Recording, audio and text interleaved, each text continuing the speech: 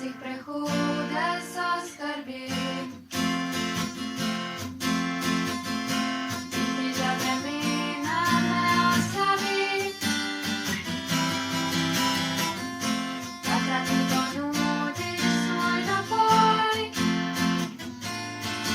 O Marija, kako želim biti zasvoj. V sobici sam sem, čas mi beži. Utuka tebi svička gori. Ta lučka mi pravi, da si z menoj. O Marija, kako želim biti zasvoj. Tvoj sam preden ponoč mine, priden mesec zažari. In kara se zjutraj neonavo jutraj prebudi. Tvoj sam sreči nebo poka srce mi hrapeni. In v veliki modlitve do večnosti. Tvoj sam preden ponoč mine, priden mesec zažari.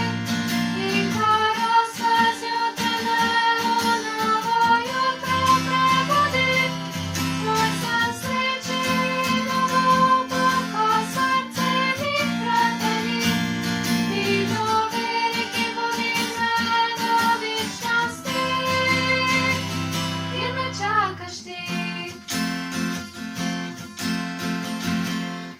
30. dan Šmaranic, ko zvemo nekaj o največji skrivnosti in ljubezni.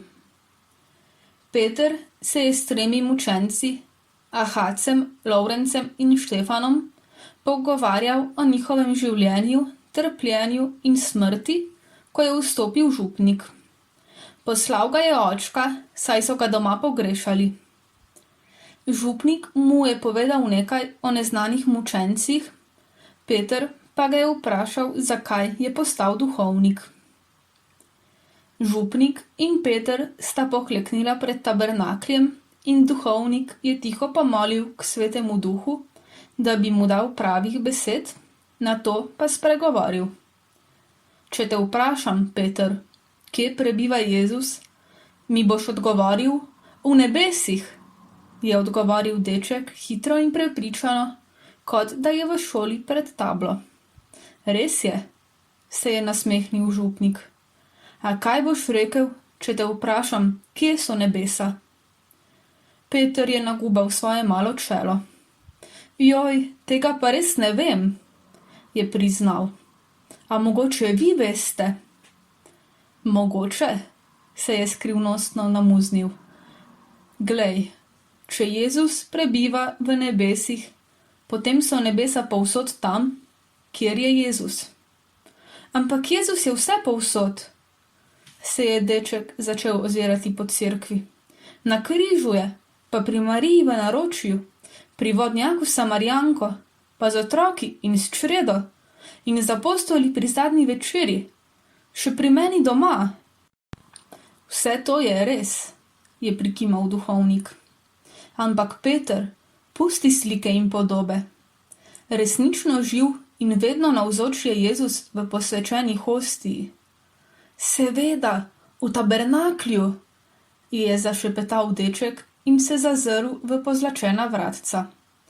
Tako je. In zdaj povej, kdo ima ključe od tabernaklja? Vi, gospod župnik.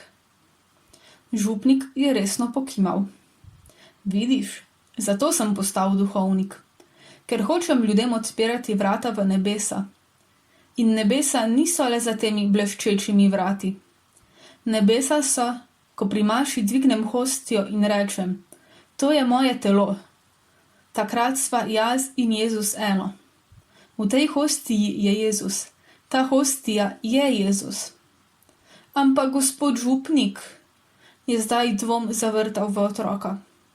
Pri vsaki maši gre toliko ljudi k obhajilu in vsak prejme hostijo. A to pomeni, da se Jezus razdeli?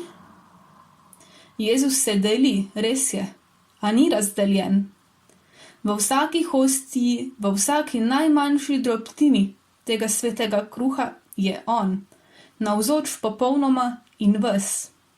Ni razdrobljen. To, da je v hostiji, ne pomeni, da ga je zato v nebesih kaj manj.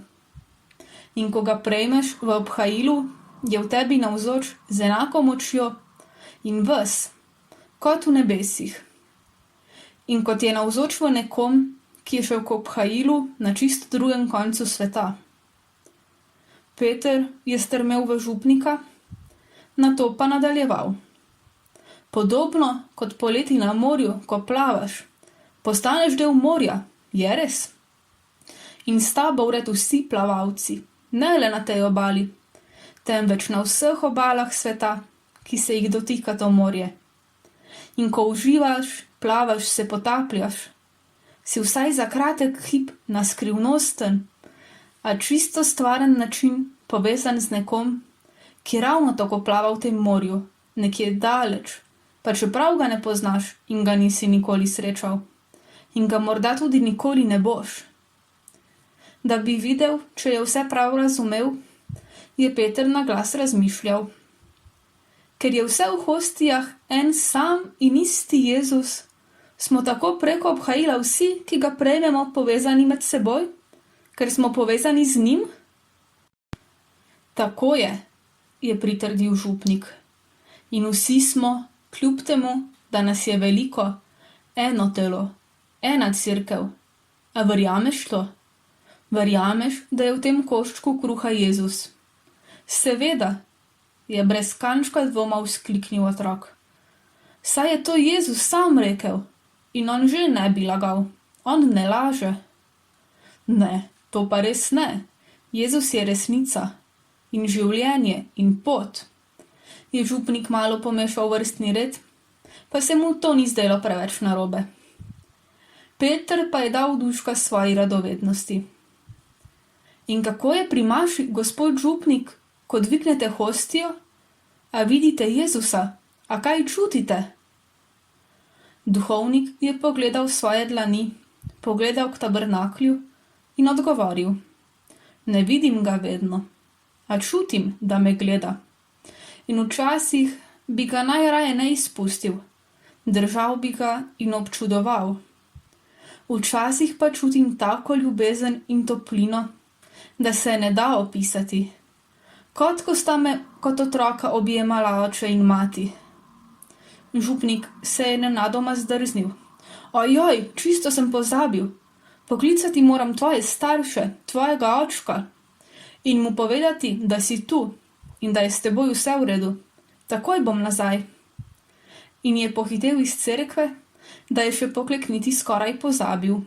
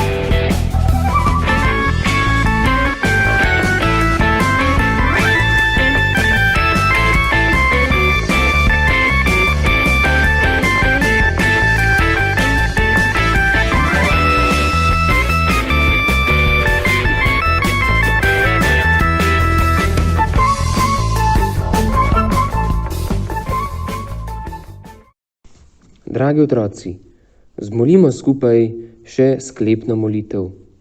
V imenu Očeta in Sina in Svetega Duha. Amen. Danes je Peter od svojega župnika slišal, da duhovniki vernikom odpirajo vrata do nebes. Preko njihovih rok kruh postane Jezusovo telo in vino Kristusova kri. Hvala ti, dragi Jezus, za vse duhovnike in te prosimo, da bi se mladi fantje odločili za duhovniški poklic, da bi ljudje, verniki, imeli voditelja, ki bi jih usmerjal k Gospodu. Oče naš, ki si v nebesih, posvečeno bodi tvoje ime. Pridi k nam tvoje kraljestvo, zgodi se tvoja volja, kakor v nebesih, tako na zemlji. Daj nam danes naš vsakdanji kruh in odpusti nam naše dolge, kakor tudi mi odpuščamo svojim dolžnikom, in ne vpelji nas v skušnjavo, temveč reši nas hudega. Amen. V imenu Očeta in Sina in Svetega Duha. Amen. Lahko noč, dragi otroci.